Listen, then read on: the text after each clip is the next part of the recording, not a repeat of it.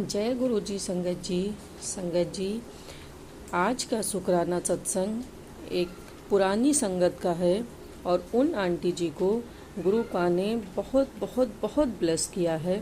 Aunty जी बहुत शुक्राना करती हैं गुरु पा का। वो और उनके बेटे नित नियम से गुरु पा का शुक्राना अदा करते हैं, क्योंकि हमें यही शिक्षा मिलती है कि सुख हो या दुख हो, हमें हर हाल में गुरु महाराज का शुक्राना अदा करना चाहिए। इसी से वो हमसे कनेक्ट होते हैं। हर पल शुक्राना करने से गुरु महाराज की कृपा दृष्टि हमेशा बनी रहती है।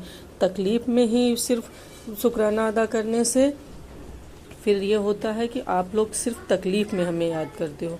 तो आज का सत्संग जो है, आप बिलीव नहीं करोगे संगत जी, इतना प्यारा, इतना सुंदर, इतना ब्लेसफुल सत्संग है कि आप सुनकर हैरान रह जाओगे। और ये पुरानी संगत का सत्संग है, तो पुराने लोग ने भले सुना हो, पर नई संगत शायद ही इस सत्संग के बारे में जानती हो। आज गुरु महाराज की कृपा से मैं ये सत्संग आप सबके साथ शेयर कर रही हूँ। तो हो सकता है गुरु महाराज आप में से किसी संगत का कष्ट काटना चाहते हों, तो आप इस शुक्राना सत्संग को ज़रूर सुनिएगा और सुनने के बाद इसे दूसरी संगत तक पहुँचाने की सेवा भी ज़रूर करिएगा। संगत जी, आप अगर चैनल पर नए हों तो चैनल को सब्सक्राइब कर लीजिएगा, बेल आइकन को दबा लीजिएगा, ताकि गुरु महाराज के जो भी सत्संग हैं वो आप तक तुरंत पहुंच सके। आप सत्संग को बहुत ही प्यार से, बहुत ही श्रद्धा भाव से सुनिएगा और पूरा सुनिएगा, तभी गुरु महाराज की ब्लेसिंग आपको मिल पाएंगी और आप सत्संग के महत्व को समझ पाएंगे। क्योंकि आज का सत्संग वाकई में इतना ज़्यादा ब्लड सत्संग है कि हम सुनेंगे तो हमारे रोंगटे खड़े हो जाएंगे। तो अब मैं गुरु महाराज के मंत्र जाप से इस सत्संग को शुरू करती हूँ। ओम नमः शिवाय, शिव जी सदा सहाय। ओम नमः शिवाय, गुरु जी सदा सहाय। जय गुरु जी, शुक्राना गुरु जी, अनंतम अनंतम शुक्राना गुरु महाराज।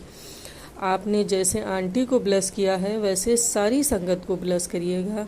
संगत जी, आंटी जी हमें बताती हैं कि उनके बेटे को एक बहुत बड़ी बीमारी ने पकड़ लिया था। उनका बेटा बहुत बीमार था और जब उनका बेटा बीमार था और हॉस्पिटल में एडमिट था, उसी समय उनको किसी ने गुरु महाराज के बारे में बताया। तो उन्होंने गुरु महाराज की पूजा करना शुरू किया, उन्हें मानना शुरू किया, उनकी बातों का अनुसरण करना शुरू किया और गुरु महाराज ने उनको ये संदेश दिया कि आप सुखमनी साहब का पाठ 40 दिन तक करिए। उन्होंने उस चीज़ को शुरू किया।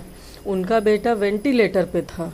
डॉक्टरों का कहना था कि अब बचना बहुत ही मुश्किल है, लेकिन फिर भी बेटा वेंटिलेटर पे था और उन्होंने गुरु महाराज की बात को मानकर सुखमनी साहब का पाठ करना शुरू किया। गुरु महाराज से अरदास की अपने बच्चे के लिए और नित नियम से वो पाठ करना शुरू करी। जैसे ही 39वां दिन था, 40 दिन पूरे होने में मात्र एक दिन था, तभी डॉक्टरों ने जवाब दे दिया, हाथ खड़े कर लिए और उनसे कहा कि अब इस बॉडी में प्राण नहीं बचे हैं, जान नहीं बची है, आप इसको ले जाइए, अब हम यहाँ नहीं रख सकते हैं अपने यहाँ। आंटी ने बहुत कोशिश की, बहुत मिन्नतें की, पर डॉक्टरों ने साफ जवाब दे दिया कि अब इसमें कुछ भी नहीं है, हम इसको हॉस्पिटल में नहीं रख सकते, आप ले जाइए। आंटी अंकल दोनों ही लोग अपने बेटे को घर लेकर आए। अंकल जी ने बोला कि आप बैठो, मैं इसके क्रियाक्रम की तैयारी करता हूँ। और आंटी ने बोला कि नहीं, अभी मुझे गुरु महाराज का जो आदेश आया था उसको पूरे होने में एक दिन बाकी है, अभी आप ये नहीं कर सकते हो, क्योंकि मेरे गुरु महाराज पर अटूट विश्वास है। अगर उन्होंने मुझसे कहा है तो वो इस चीज़ को ज़रूर पूरी करेंगे। अंकल और आंटी में बहुत बहस हुई। अंकल ने कहा अगर इस बॉडी को हम रखते हैं घर में एक दिन के लिए, 24 घंटे के लिए, तो इसमें से वैसे ही पहले से ही बॉडी हॉस्पिटल में वो थी, अब इसमें से बदबू आने लगेगी, हम इसे नहीं रख सकते, हमें इसका क्रियाक्रम करना ही होगा। क्योंकि डॉक्टरों ने साफ जवाब दे दिया है, तुम खुद देख रही हो बिल्कुल मृत अवस्था में पड़ा हुआ है। डॉक्टरों ने जब बोल दिया है कि वो मृत है तो अब हम उसको कैसे जीवित कर पाएंगे। लेकिन आंटी की जिद थी, वो रोने लगी, गिड़गिड़ाने लगी। उन्होंने कहा जहाँ इतने दिन पूरे हुए हैं, मेरे श्रद्धा विश्वास मेरे उस पर आप एक दिन मुझे दे दो मेरे बच्चे के लिए, मैं उसकी माँ हूँ, एक दिन का समय आपसे मांग रही हूँ, मुझे एक दिन का समय दे दो, कल 40 दिन पूरे हो जाएंगे। उनका अटूट विश्वास था गुरु महाराज पे कि उन्होंने उस मृत शरीर को भी बचा के रखा कि नहीं, मेरे गुरु महाराज ने कहा है 40 दिन पूरे होने पे तुम्हारा बच्चा ठीक हो जाएगा, तो मेरा बच्चा ठीक हो जाएगा। ये उनका अटूट विश्वास गुरु महाराज ने कायम रखा। और जैसे ही दूसरे दिन सुखमनी साहब का 40वां पूरा हुआ उनका पाठ, उसके बाद उन्होंने अपने बच्चे के ऊपर हाथ फेरा। और आप संगत जी विश्वास नहीं मानेंगे, आंटी का कहना था कि मेरे बच्चे के शरीर में हरकत होने लगी। आप विश्वास नहीं करोगे, एक मृत शरीर जो 24 घंटे से मृत पड़ा था, जैसे ही गुरु महाराज के आदेश अनुसार 40 दिन का सुखमनी साहब का पाठ पूरा हुआ, उस शरीर में हरकत होने लगी। उन्होंने सबको बुलाया, सबको दिखाया, धीरे धीरे हरकत होते होते बच्चे ने उनके आँख तक खोल दी। उनके रोंगटे खड़े हो गए उस दृश्य को देखकर। आप सब भी सोचिए कि हम लोग खाली इस चीज़ को सुन रहे हैं, बोल रहे हैं, तब रोंगटे खड़े हो रहे हैं, हकीकत में उनके साथ हुआ होगा तब क्या हुआ होगा। लेकिन ये अटूट श्रद्धा और अटूट विश्वास का नतीजा है गुरु महाराज के, कि उन्होंने विश्वास करके कि हाँ महाराज ने मेरे बोला है कि 40 दिन पूरे करने पे तेरा बच्चा ठीक हो जाएगा, तो उन्होंने वो 40 दिन का पाठ किया। जिससे डॉक्टर कह देते कि आपका बच्चा मृत हो गया है या मर गया है, अब ये बॉडी है, आप सोचिए वो इंसान भरोसा न रख पाता अपने आप पर उनकी श्रद्धा, उनका विश्वास कि गुरु महाराज ने कहा है 40 दिन बाद तेरा बच्चा ठीक हो जाएगा इस पाठ को करने से, तो वाकई में उनके विश्वास को गुरु महाराज ने चित्रार्थ कर दिया। उनका बच्चा ठीक हो गया, स्वस्थ हो गया, अच्छा भला उठने चलने लगा।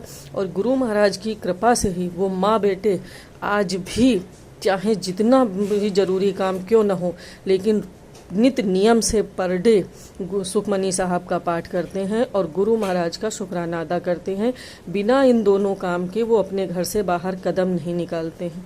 तो आप संगत जी इस चीज़ को देखिए कि अगर गुरु महाराज पर कोई श्रद्धा रखता है, विश्वास रखता है, उनकी भेजी हुई टेलीपैथी को, उनके संदेश पर अमल करता है, तो गुरु महाराज क्या क्या चमत्कार नहीं कर सकते हैं। और चमत्कार क्या, वो तो परम पिता हैं, परमेश्वर हैं, वो सब जानते हैं किसको क्या देना है, कब देना है, कैसे देना है। पर ये हमारे ऊपर डिपेंड करता है कि हम उनमें कितनी आस्था रखते हैं, कितना विश्वास रखते हैं।